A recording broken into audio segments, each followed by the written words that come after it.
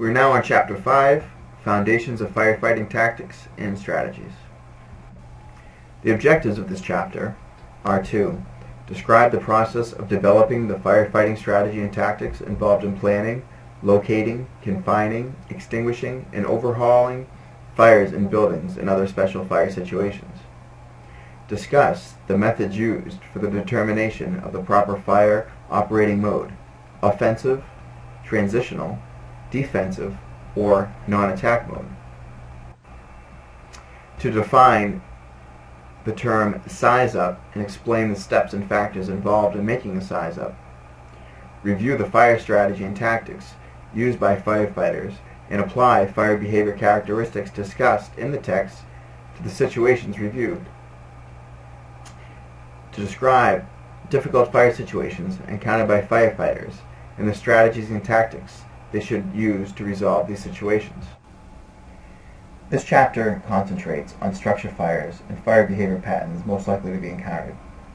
The starting point is a description of the decision-making process used by firefighters to determine mission, strategy, and tactics used on emergency incidents. The overall mission for fire incidents has three major components: finding the fire location, confining the fire, and extinguishment of the fire.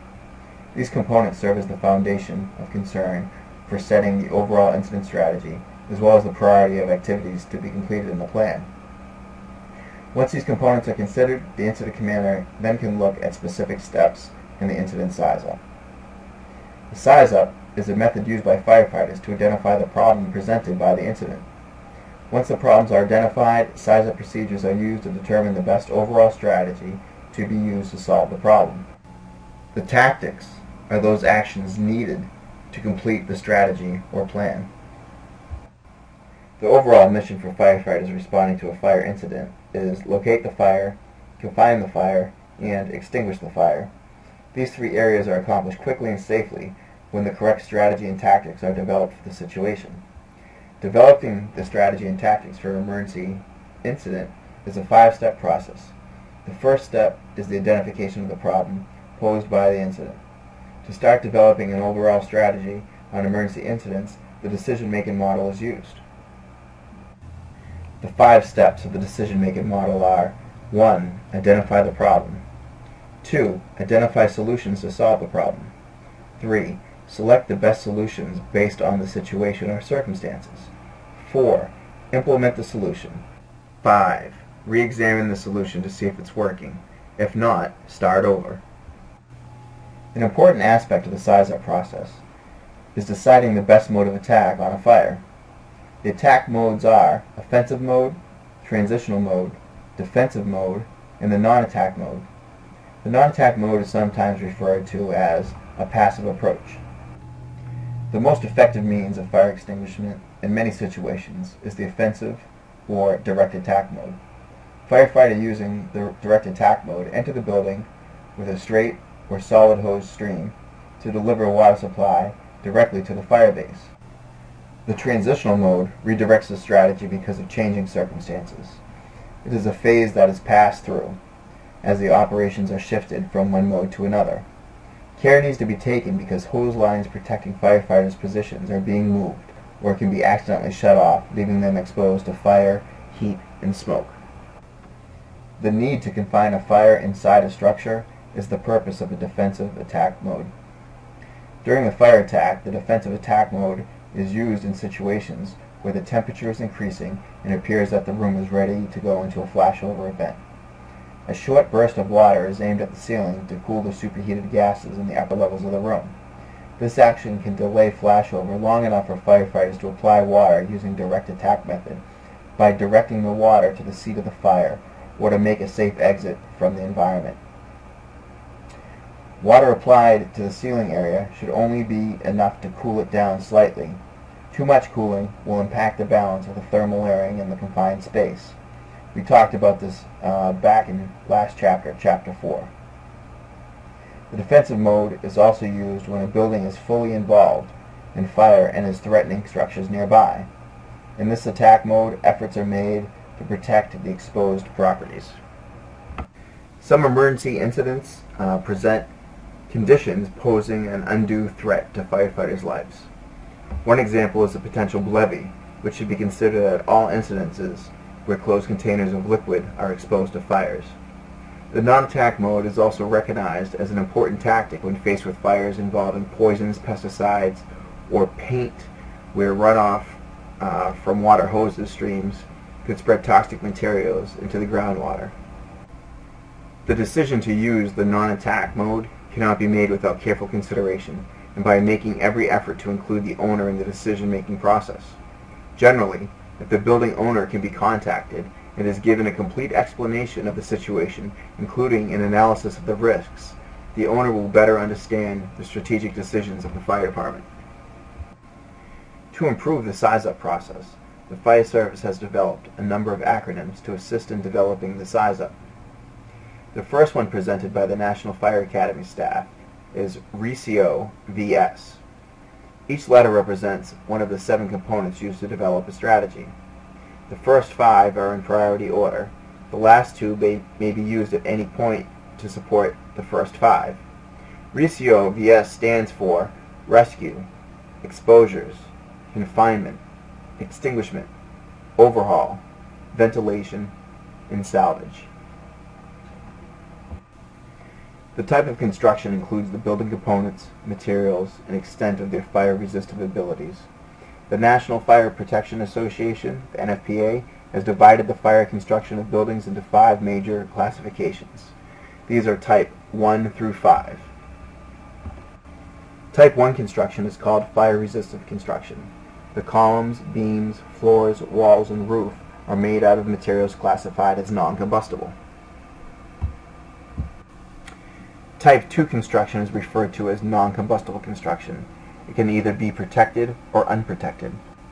In unprotected construction, the major components are non-combustible, but do not have a fire-resistant material added for protection.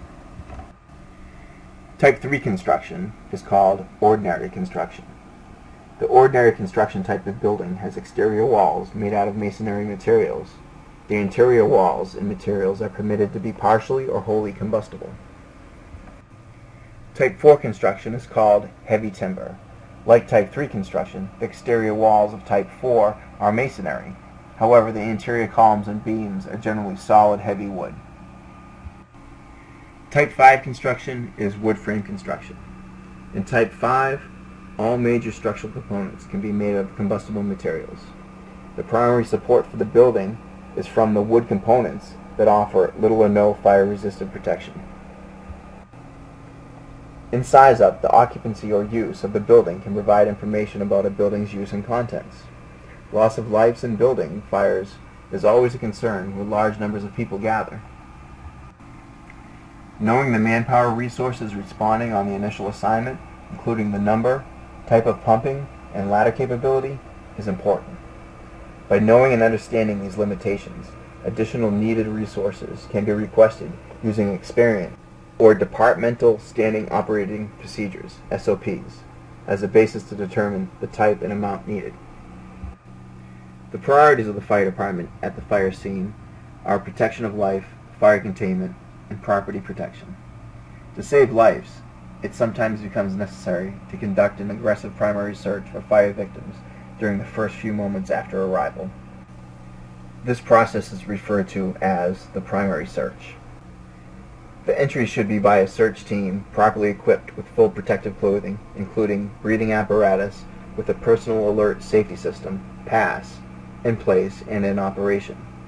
The PASS device detects non-movement of the wearer, and if motion stops for longer than 30 seconds, the unit sounds a loud audible alarm to assist other firefighters in locating the motionless firefighter. Older PASS devices require firefighters to turn them on, and some firefighters fail to do so. Newer devices are automatically turned on when air bottles are activated. The terrain, or ground level, at which a building is built is important to the firefighters since the structure can be built on land with different grade levels. The front side of the building may be only 2 stories from the street, whereas the rear of the building could be as high as 4 or more stories from the ground level. In some situations, buildings are set back from the street, making it difficult for emergency apparatus to access the structure. In other cases, buildings may have fences, trees, or electrical wires in front of the building. These things can make access difficult and time-consuming. Careful pre-incident planning can help with reducing the time required to deal with these problems. Water supply must be thought in terms of whether it can deliver in sufficient gallons per minute or to suppress the number of BTUs given off by a fire. The water supply evaluation should be part of pre-planning. For example, pre-planning may include learning the location of water mains, hydrants, their sizes, and the availability of water from lakes, ponds, or rivers. Another consideration for adequate water is the location of water lines of other jurisdictions or districts where interconnecting valves could be used to redirect additional water during emergencies. The presence or absence of auxiliary fire protection systems is important in the size-up process. Fire sprinklers have a record of over 100 years of being 90 to 98% effective in controlling fires to a point where the fire is not allowed to extend beyond the point of origin. The majority of sprinkler ineffectiveness incidences are related to the closing of sprinkler valves, explosions, or a flash fire. The three types of water sprinkler application systems available are wet pipe, dry pipe, and deluge. Street conditions such as narrow streets, traffic congestion, double parked cars, and construction work can severely impact fire operations. In some cases, it may not be possible to get the fire apparatus close to the actual fire building. All of these factors impact the ability of arriving units to attack the fire quickly. Close coordination with the public works and traffic departments can reduce such problems. Temperatures that drop below freezing can result in very slow emergency operations. Ice accumulation on hose lines, ladders, protective clothing makes movement slow, exhausting, and dangerous. Additionally, severe cold causes mechanical failures such as hydrants freezing and sluggish or malfunctioning apparatus operation.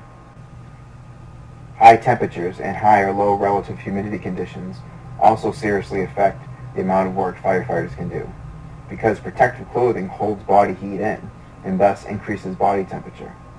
This increase in body temperature also increases the body fluid requirements, so firefighters must drink additional fluids. The increase in body temperature can reduce the amount of work potential and lead to heat exhaustion or heat stroke. The key to successful operations under extreme weather conditions is to ensure working crews have in place a rehabilitation system containing hydration, nourishment, rest and recovery, and medical evaluation. Water does not absorb radiant heat well, as most of radiant heat will pass directly through the water spray. Using water for exposure protection against radiant heat transfer is best accomplished by running water down the side of the exposed building, coating it with water. This way, the water transfers the buildup of heat in the building surface by conduction as it flows down the surface of the building. In addition, water spray can protect against the movement of heat, air currents, convection, and direct flame impingement. Firefighters use large water appliances to reduce or redirect air currents and to cool threatened building surfaces. The area and height of a building are concerns as they indicate the maximum potential fire area. It is important for firefighters to check the entire perimeter of a building before committing resources inside the building, as the total size and area can be deceiving when looking from the outside only. The height of a building raises issues of whether the fire department has the necessary ladder lengths to reach upper building areas, and if the height provides an exposure hazard to nearby buildings. The height also impacts the use of master streams. Generally, the lower the fire is located in the building, the more serious the threat of fire is to the entire building. A low building fire exposes most of the building to the upward movement of the fire and heated fire gases. A second concern is a fire below grade, such as in a basement fire or subway tunnel. These fires are hotter and generally more complex than the same fire above ground level, because there are few ways to ventilate them horizontally. The time of the incident provides firefighters with some insight into whether they may encounter a life-threatening fire. The life hazard in residential properties where people sleep is far greater at night during the daytime. The time of day also impacts the time required for fire apparatus to arrive, as morning and evening traffic peaks can double the response time. In certain occupancies, the number of people will vary with the time of day or the day of the week. For example, an incident in school at 10 a.m. on a weekday may be a serious life problem, whereas 2 a.m. on a Sunday or holiday, the life threat concern is not as great. There are special concerns needing to be addressed while sizing up an emergency. The first concern is the need for a personal accountability system, which is a system to track firefighters entering and leaving the immediate fire attack zone so that all members can be located on the incident at any point in time. Second, a rapid intervention crew must be in place to respond to incidents involving firefighters who become trapped or disorientated in the structure. The third area of concern is when the situation deteriorates rapidly. In this case, a personal accountability report becomes necessary. When called for, all personnel must immediately report their status. Some departments require a PAR on a set time intervals during an incident. Fire problems and fire behavior patterns are identified by firefighters for selected occupancies. Different procedures need to be followed for different various types of buildings. It is important to understand the essential differences of building methods and building types when evaluating how to approach a fire. In a building constructed using platform construction, the floors in the building are built separately. Thus, in the outer walls, the top of the ceiling and the floor serve as a fire block to stop movement of hot fire gases between floors. Balloon frame construction is where the floor is attached to the outside of the wall studs. This configuration does not provide fire stoppage between floors, and as a consequence, the fire started in the basement can quickly spread up the vertical channels of the wall and re-enter the building on the upper floors. The types of fuels found in most residential structures today have dramatically changed from those during the 40s and 50s. A typical residential property of that period had plastered walls covering wood or wire mesh, which was painted or covered with heavy paper or cloth. The floors were covered with bare wood, rugs, or wool carpets. Some were covered with linoleum. The furniture varied from bare wood to upholstered furniture with cotton, wool, or leather. Latex rubber was found only in some cushions and pillows, and the mattresses were filled with either cotton stuffing or feathers. The rooms were poorly insulated with single-pane windows which allowed air to freely circulate. The fire load was low, and the rooms were well ventilated. The fire load and fire behavior problems encountered in residential properties have significantly changed over the past few decades. First, these properties are better insulated, including the installation of double-paned glass, to better insulate the interior from both heat and cold. This insulation holds in the heat from an interior fire. Second, residents tend to use more plastics or products made from hydrocarbons, such as plastic furniture, decorations, carpets, and window coverings. The combination of superior insulation and the increase of total fire load has made interior firefighting hotter, has decreased the time to flash over, and has, in general, become much more dangerous in these occupancies. Firefighters should expect a wide variety in the intensity of fires in these occupancies. Living arrangements in multiple family buildings vary from city to city, as does building construction, resulting in different fire problems.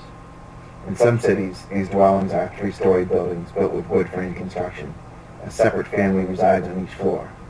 In contrast, other cities have 3 apartment flats, each containing 3 stories, with 1 family per floor, with rear porches on each floor. Most of them were built with brick wall construction, with weak masonry work, and open attic areas. These apartments, using the same construction methods, require firefighters to always check signs of possible building or wall collapse. A common type of mercantile building that presents difficult firefighting problems is the strip mall. Strip malls are built with the idea that they'll be quickly sold in an effort to make a large profit. As a result, contractors adhere to minimum construction requirements. The buildings are built as cheaply as possible. As a result, fire protection of these buildings barely meets the building code requirements. Strip malls are usually built as a row of stores, only 1 story high, some cases 2. 2-story buildings are erected with stores on the ground floor and other occupancies above. Construction is usually lightweight materials with poor workmanship. An open caulk loft frequently covers the ceiling area of several stores. A few strip malls have fire-resistive walls, but generally not between every store. When the walls are present, they are often inadequate. In some strip malls, there is a common basement that extends under the row of stores. In most cases, storage space for each store is separated only by chicken wire or a wood slat partition, allowing the fire to spread horizontally. Because of the type of construction, a fire originating in one store of a strip mall has a good chance of communicating with the others, as it can extend into the caulk loft areas. Once there, it will move horizontally with little or no resistance. Ventilation at the roof is important.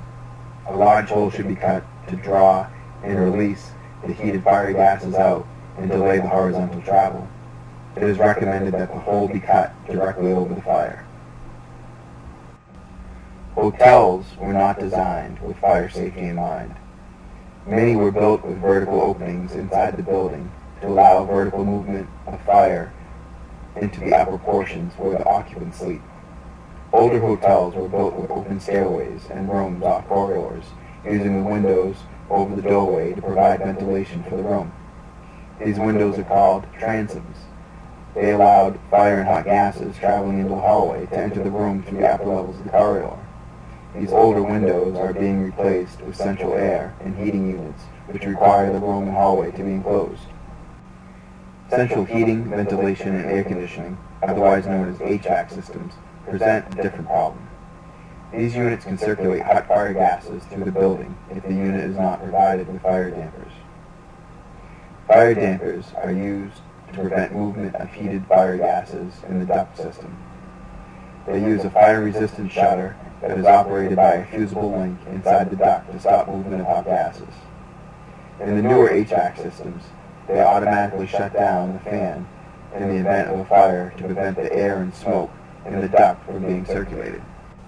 If the system is not automatic, it is important for firefighters to shut down the system to prevent the spread of fire. Some HVAC systems are reversible, meaning that the fans can be set to remove smoke from inside the building. The operational instructions and location of the HVAC systems should be identified during the pre-planning sessions. A very serious fire behavior problem encountered at hotels, apartments, and high-rise buildings is that they are not equipped with an eyebrow, a concrete extension over the top of the openings, such as windows, doors, and balcony areas. Eyebrows are designed to prevent or inhibit fire and smoke from lapping into the upper floors in a multi-story building. This lapping of fire and heated fire gases on the exterior of the building is sometimes referred to as auto-exposure. The concrete extension prevents flame from lapping out of the window from one floor into the next higher floor, spreading the fire. Industrial buildings vary considerably because manufacturing processes differ widely, resulting in a mix of hazards and concerns to firefighters. A number of hazardous materials and processes can be found in these buildings, which require pre-planning to identify. Hazardous materials and operations can be found in both old and new industrial buildings. One common type of older industrial building is the tenant factory or loft building. This is a non-fire resistant building that is generally built 4 to 6 stories in height with brick and wood joist construction. There is usually one factory per floor, but in some cases the buildings will have 2 occupants on each floor. Although there is a tendency for manufacturers of similar products, such as clothing, to congregate in one building, it is quite common to find several completely unrelated products being processed in the same building. In these occupancies, the potential for fast-spreading fire is high because of large amounts of combustible goods and products, or perhaps manufacturing processes that involve the use of heat or flame. A few older type factory buildings have open stairs and unprotected light and ventilation shafts. In a number of them, the elevator shafts are open with large skylights. The skylights are all aligned to allow light in the work area. If the skylight is broken or open, the fire will vent and result in a rapidly spreading fire that burns with great intensity. Large hose lines with copious amounts of water are needed to stop the fire from spreading and to protect exposures. Newer manufactured buildings are constructed using concrete tilt-up construction. Some are built with pre-poured concrete panels, which are either raised at the job site or poured at the site. The walls are raised and then held together at the roof level with prefabricated wood trusses. They are then covered with lightweight wood sheeting material. The trusses provide open void spaces where fire gases can accumulate. The truss components are connected with lightweight metal connectors, which are not protected with a fire-resistant material.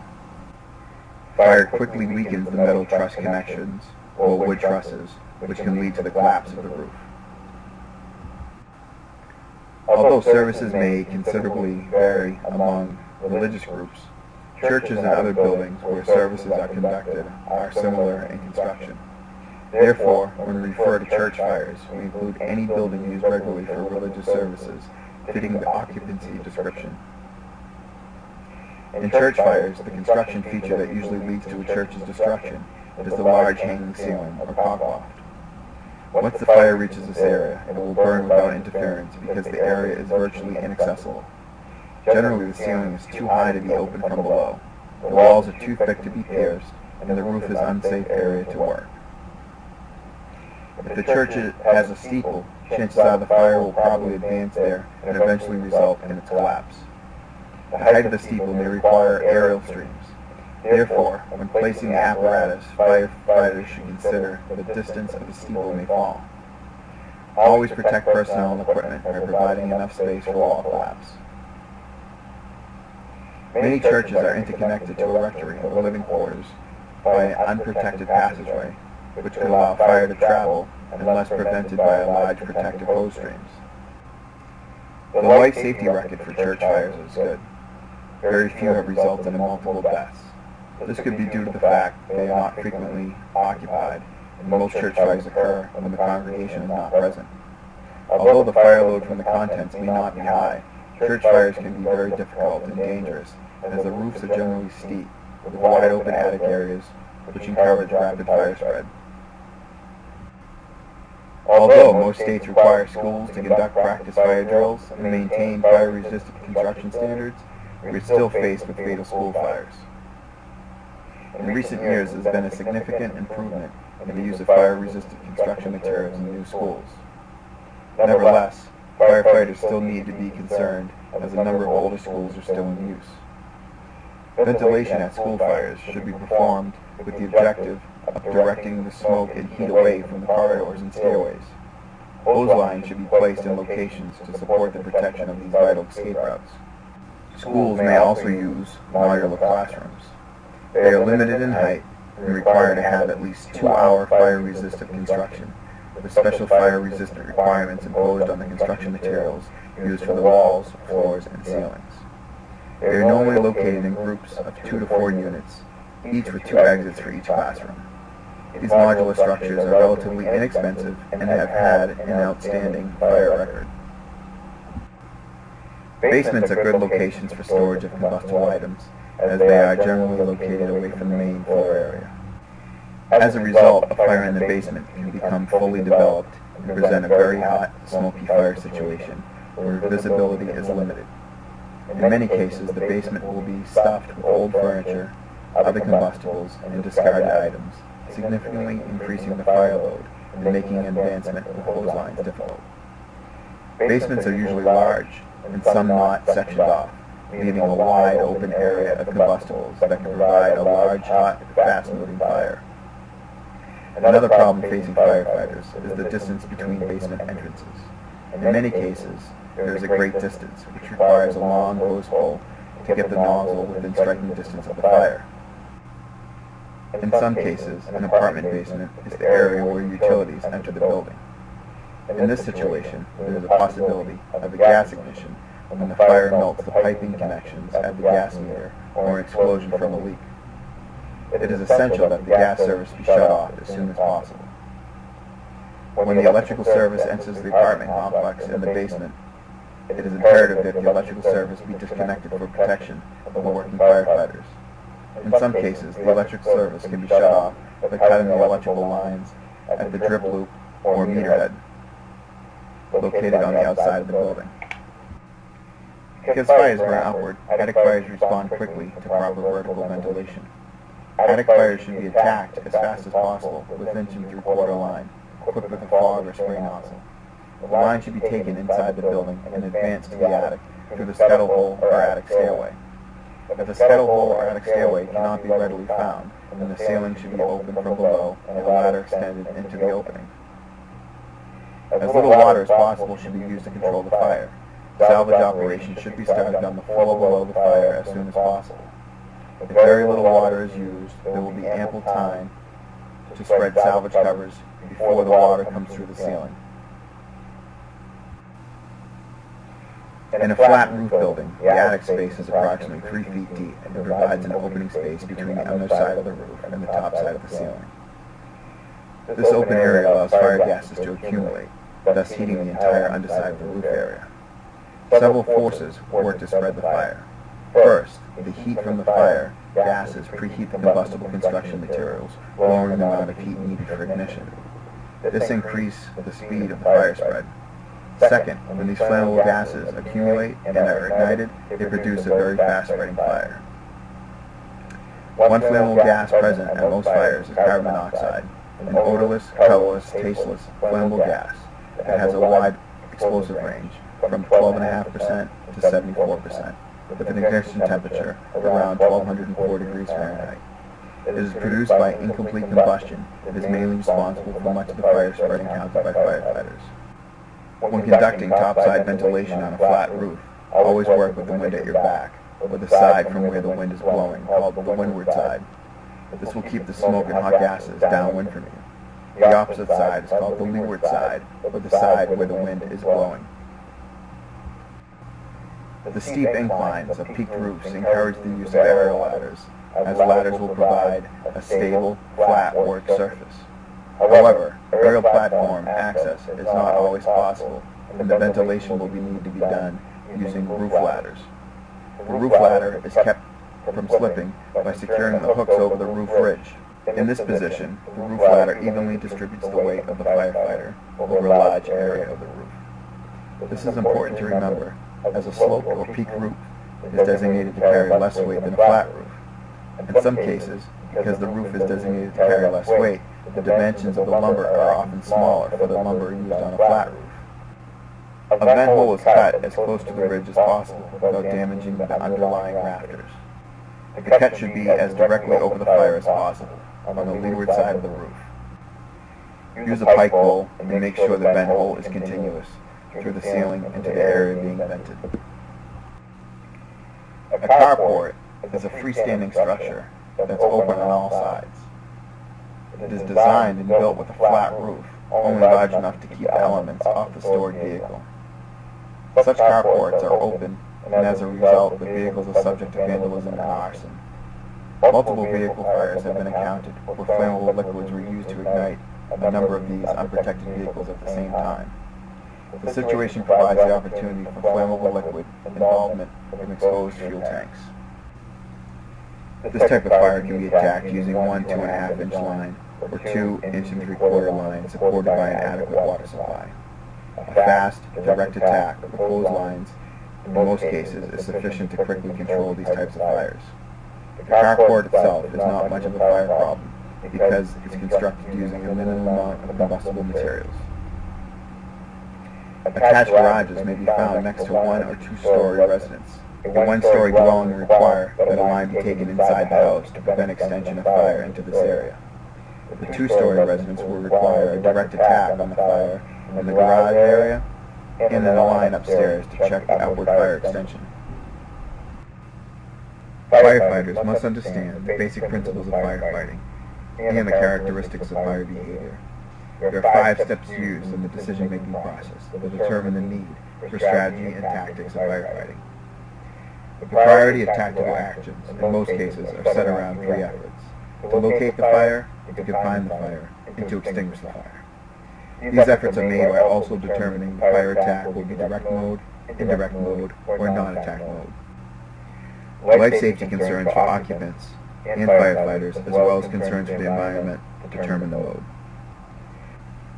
Of importance are both general and specific fire situations of various occupancies, as well as the suggested fire strategies and tactics to aid in successful firefighting.